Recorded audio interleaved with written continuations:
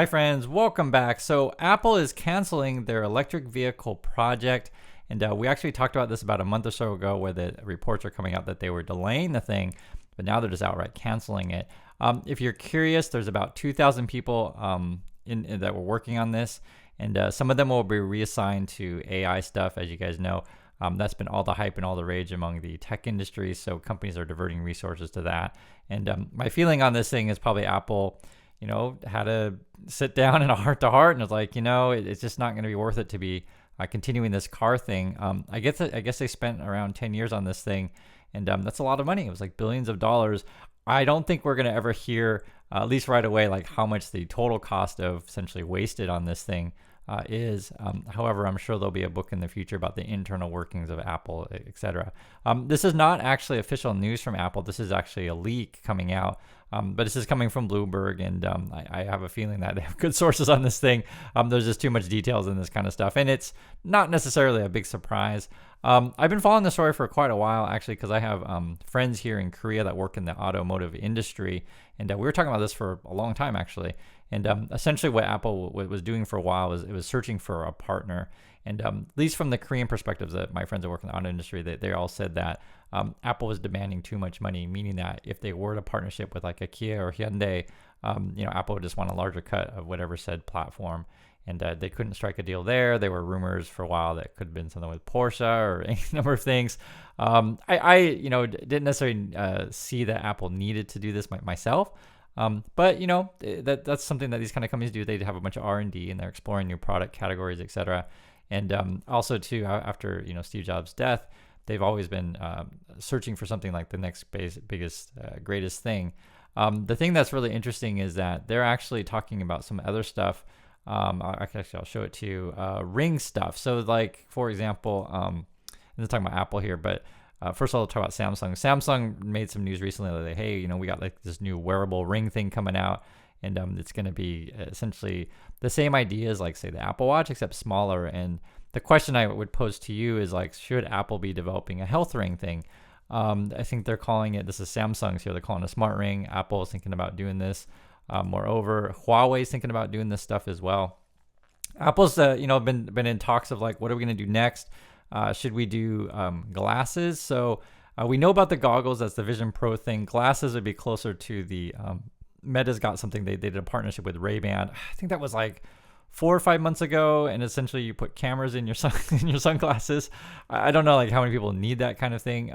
I think personally augmented reality is cool, but right now it's going to be cost prohibitive for a while. Point being though is that Apple did cancel this car project, and another couple ways you could look at it is maybe the market is just not that big, right? They said, okay, this is the amount of cost that's going to take to develop said car, and it's just not that big. Now if you're Elon Musk, you're going to obviously celebrate the grave of Apple.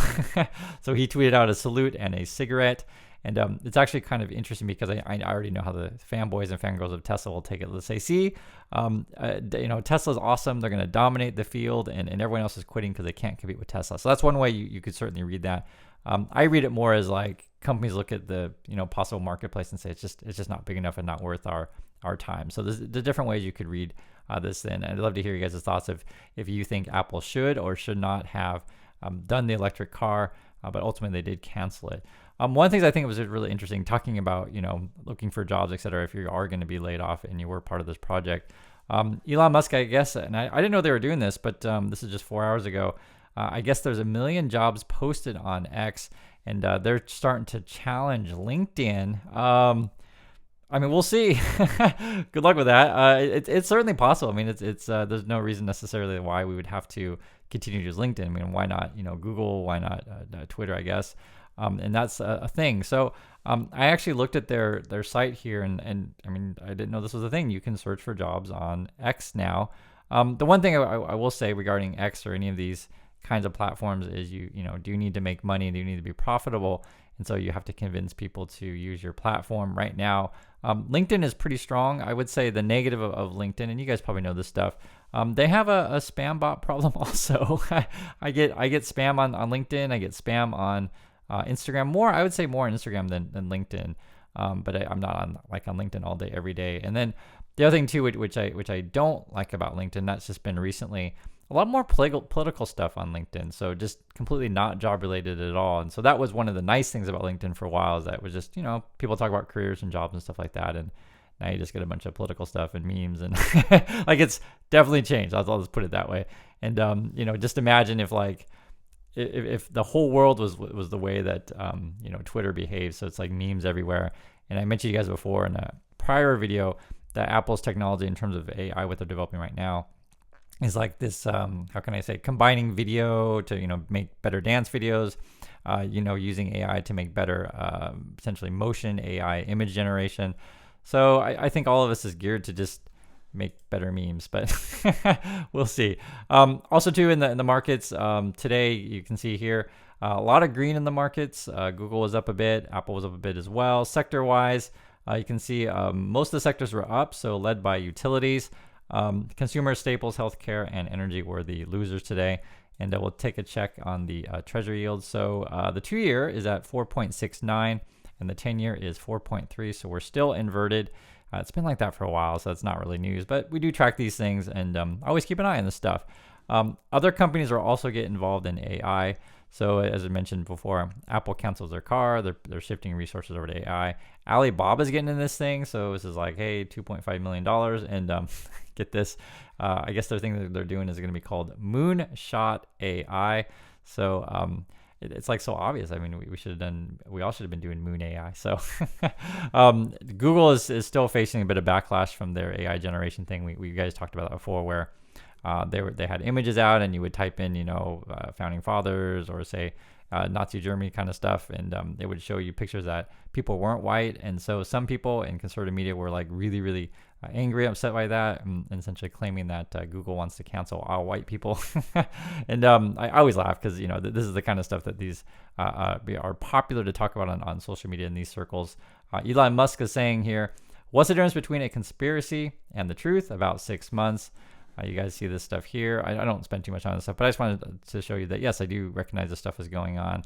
But I will say my personal opinion at the moment right now is, most of us aren't going to be doing image generation other than to make memes. Like there's not really, practical implications quite yet. However, I think going forward though, there will be use cases for this. So as someone mentioned in the comments, and you guys, we have a really smart community, was, there'll be certainly, say, for example, in biotech, there might be a big use for AI. So let's say maybe you're sequencing DNA or trying to figure out, what your, drug is going to do and how it's going to affect the body, et cetera. Maybe AI will be able to sort of fill in the blanks for you and those kind of things. So there probably will be, use cases for this stuff other than, generating images of fictional people and fictional characters. But we'll see how that goes. The one thing I think was interesting, though, even though Apple is canceling their car, I actually saw this. I didn't mention. I saw it yesterday. Xiaomi is actually going to get into this space. This is their electric car, the Su7. Frankly, I think it looks nice. I don't like this color. I think this light blue is kind of ugly myself, but it does stand out, right? So, for a sort of prototype or, first vehicle that you want to show, you do want something that people remember. But I actually think it looks pretty nice. Whether or not it's going to be, a great car, a great runner, that's a whole other issue. I have not, and I've talked to my wife about this, like we are always keeping tabs of if BYD will ever come to Korea, because I've never seen a Chinese car like this. I haven't had a chance to drive one or see one in person myself. So if I ever get a chance to see a Xiaomi or a Neo or a Li Auto or a BYD, I'll definitely make a video about it. But just on the surface, yeah, this thing looks nice. Whether or not it's good, who knows? There's also, I want to talk about you guys with other things going on the market too. There's also a slowdown over at Sony. This is PlayStation. So we actually talked about this before, that their sales forecast wasn't so great. They're also laying off employees. So again, this is PlayStation, 8% of their people, and that's like 900 employees. So it's actually a pretty big, unit they're saying here, but we could say part of the company. And we've actually seen a lot of slowdown in the video game space. This is a quote from Sony. This is the CEO. They say, he says, after careful consideration and many leadership discussions over several months, it has become clear changes need to be made to continue to grow the business and develop the company. Other slowdowns in the video game space as well is Unity. I guess their stock is really taking a dive. And we actually talked about this a little while ago. Remember that they changed CEOs and then they changed their policy for small developers on licensing their software, and basically they got greedy. And there was really a lot of pushback from people in the video game community. And we'll see if Unity sticks around. There's no guarantees in this space, and even PlayStation, which is obviously a behemoth in the video game space, even they're firing. So we'll see. Now, on the positive note, if you're in Viking Therapeutics, so this is ticker VKTX, you're making oodles of cash, assuming that you've sold a little bit. And I'm just telling you guys, if your stock goes up 672% in a year, it's not crazy to take a little bit off the table, especially with this kind of stock. So you're like, what the heck is this thing? I had not heard of this at all. I know what they're talking about. It has to do with obesity drugs. I wasn't paying attention to Viking Therapeutics, never heard of it at all. But this happens for these kind of drugs. I will read the description, kind of what they did. I think they're in phase 2. And if anyone's in biotech, you guys can, fill us in if this is astoundingly good or not. But I'll just read it because this is news to me. So basically, Eli Lilly was developing a weight loss drug, and their stock's been going to the moon. And this one's evidently may or may not work. It says here, in a new mid-stage study, biotech company Viking Therapeutics reported its obesity medication helped patients lose up to 14.7% of their weight after 13 weeks of treatment. So that's actually quite a bit, actually. So, and say a couple, that'd be about, 3 months. About 3 months losing, roughly 15% of your weight is actually pretty significant. So just, put it in perspective. I don't know, you weigh a couple 100 pounds. So what is that? 10%? Do my math here. Be 20, another 5, I guess 25 pounds. Did I do that correctly? I hope so. You guys can check my math on that. So it'd be 15 times 20. Is that right? Yeah, that should be right. But you can, like I said, I'm doing this live, so give me a break if I can't do it in my head right away. But it also says here, the effects seem to eclipse that of Lilly's tirzepatide, the active ingredient in Zepbound and Mounjaro. Over the same time frame, the news sent shares of San Diego-based Viking up to 121%, and now the market cap is at $8.5 billion. And here's the part that I need help on from those of you in biotech. It says, like Lilly's Zepbound, Viking's drug has a dual approach of promoting 2 hormones. So I guess it's GLP-1 and GIP. So I have no comment on this stuff. I just don't know. So again, if you guys know about this stuff, please let me know. So the dual action seems to lead better weight loss than just activating GLP-1, which is what Novo Nordisk Ozempic does. I don't think this kind of drug is going to go away anytime soon. When I think about this stuff, I think about if you guys remember the animation, what's it called, WALL-E, and it shows kind of a future where humans are just sitting around in essentially automated chairs and we're all getting fat and drinking cola. It is a reality, right? People are less active, or depending on your lifestyle, if you're less active and essentially just watching TV all day, yes, you're going to gain weight, and if you're drinking too much cola.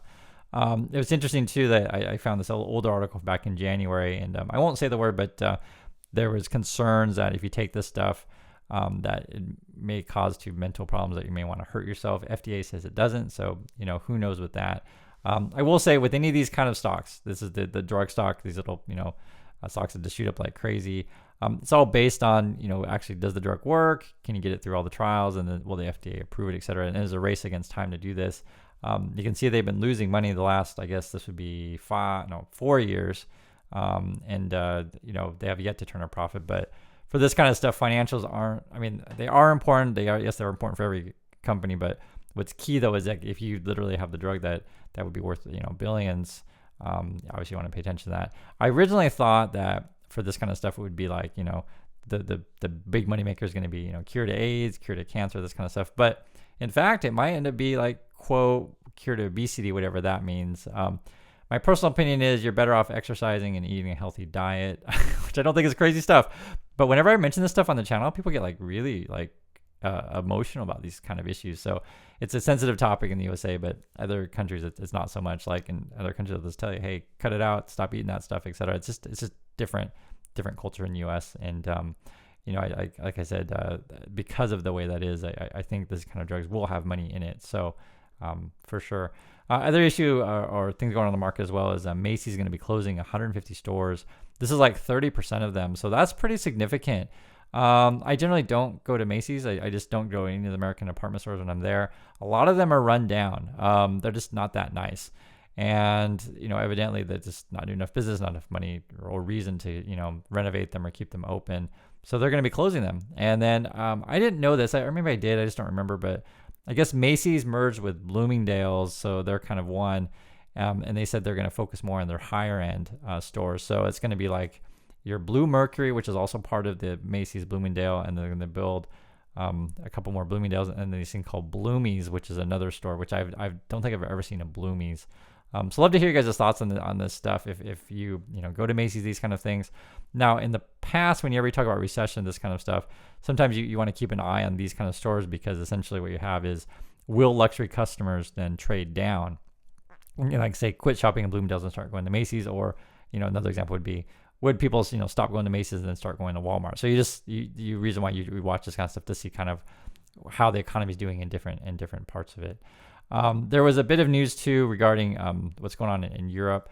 So the general issue is that basically Putin's saying, watch out for World War III. They're going to be so what it was is that Macron was like, yo, we're not taking off the table that could have ground forces in Ukraine. And the Russia's like, well, if you're going to do that, we're definitely going to fight you for sure. So that was the quote as they use is inevitable. And I want to address you. I know we're talking about a lot of different things on this channel, but I just try to give you guys different things that are going on around the world. I want to address a couple things here.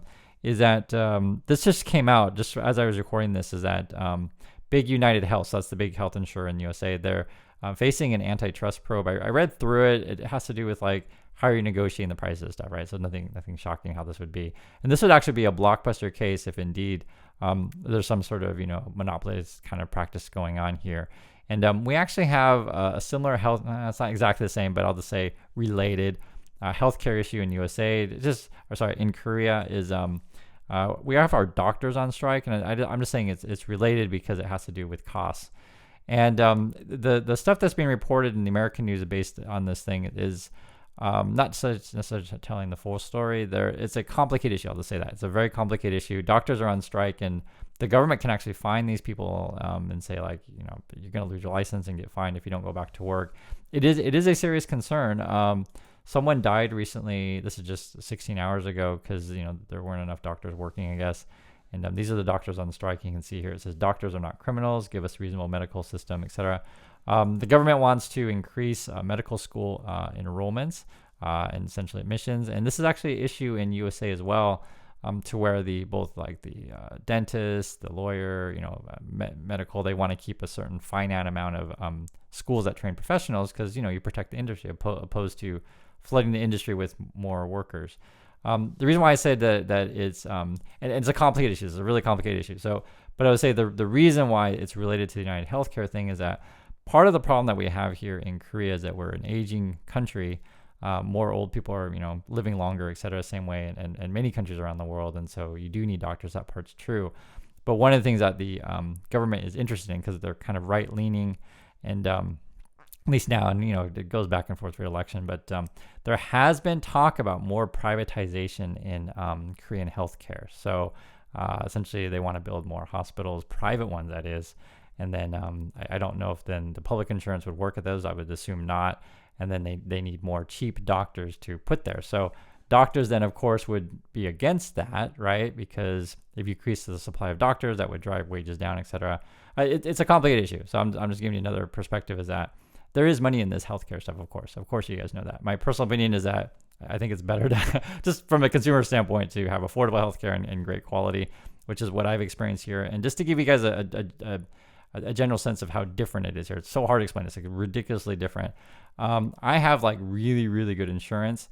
So good, in fact, that if I get cancer, it would cover a great deal of it, maybe not all of it. I'd have to look at the exact terms of everything, but it's basically we got a more upgraded insurance for myself. So I only pay a little bit over $100. And again, if I get cancer, it would cover maybe all of it. I'll just say that. I don't know exactly because, like I said, I have to look at everything. But to find an equivalent type of policy premium in USA to how much would it cost to have insurance to cover cancer? You guys can let me know, but I'm assuming the cost would be through the roof and it would be nowhere near $100 a month, that kind of thing. So it's a different, very, very different system here.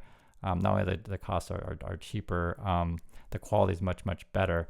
And so if doctors are concerned that if you put more doctors in the system, that their wages will go down even further, because the doctors aren't paid as much in Korea as they are in USA. That part is certainly true, but this is a really, really different system. Like I said, it's a complicated issue. I could probably spend 10 videos talking about healthcare in Korea, but I just want to mention it because someone did ask about this. And I do think this is an important issue of, when do people have a right to go on strike, and when does the government have a right to say you can't strike, go back to work? They'll do that in the USA sometimes. Like, say if rail workers or police officers, like, do they have a right to go on strike or not? Sometimes government can just force people to go back to work. So it's kind of a crazy world, and just some professions are like that. So I'm not saying good or bad. I'm just saying that's just how it is in some of these type of professions, because they're vital. Anyway, that's what's going on in the markets today. I know that we talked a lot about in all these videos, but I do always appreciate you coming back for more, and I'll catch you next time.